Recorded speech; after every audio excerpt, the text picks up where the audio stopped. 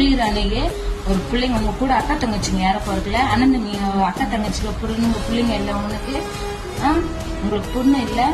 நீங்க இனிமேல எங்க அண்ணனை பத்தி தப்பா பேசுனீங்க வீடு பூந்து ஒதி கொண்டாடுங்க.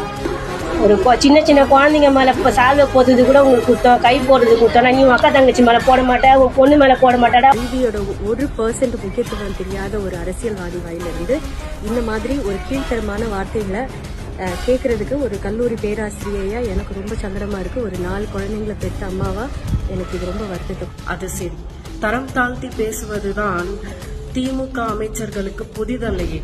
ஒரு குழந்தைய போய் இப்படி பண்றாருன்னு சொல்லிக்கிட்ட எந்த குழந்தையடா பண்ணாரு?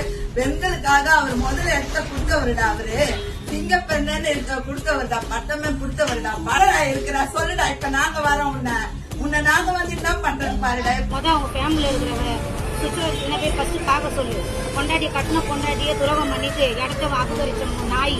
இந்த நாய் வந்து மற்றவங்க பத்தி பேச தகுதி. நம்ம எல்லாம் மாட்டினா போட்டா செருப்ப கைக்கு அடி. பெண்கள் எல்லாம் சேர்ந்து நாங்க ஒரு போராட்டம் பண்ணுவோம். இதெல்லாம் என்ன முடிஞ்சதோ நீ புடிங்க பாத்துக்கலாம். இதெல்லாம் நாங்க யாரெல்லாம் இறங்குறோமோ எல்லா மதத்தை சேர்ந்தோம் நாங்க உட்காருவோம். புரியுதா? நாங்க எல்லாம் சேர்ந்து நாங்க கண்டனம் தெரிவிப்போம். இன்னும் ஒரு தடவை அந்த கட்சியோட தலைவரை பற்றி தரைக்குறைவாக பேசினால் அனைத்து பெண்களும் உன் வீட்டில் செருப்பை எடுத்துக்கொண்டு வருவோம். உங்க வீட்டுல அக்கா தங்கச்சிங்க வந்து நீங்க போய் பாக்குறீங்க, மேல கை வச்சா கட்டி பிடிச்சா நீங்க தப்பா நினைப்பியா? அதே போலதானே அவரு நாங்க நினைக்கிறோம். எங்க வீட்டு பிள்ளையதான் நாங்க நினைக்கிறோம். எங்க பிள்ளை வேற இல்ல, அவரு வேற இல்ல, ரெண்டும் ஒண்ணுதான். எங்களோட தலைவர்ன்றது வந்து அது வேற விஷயம். எங்களோட பிள்ளை அவரு ஃபர்ஸ்ட்.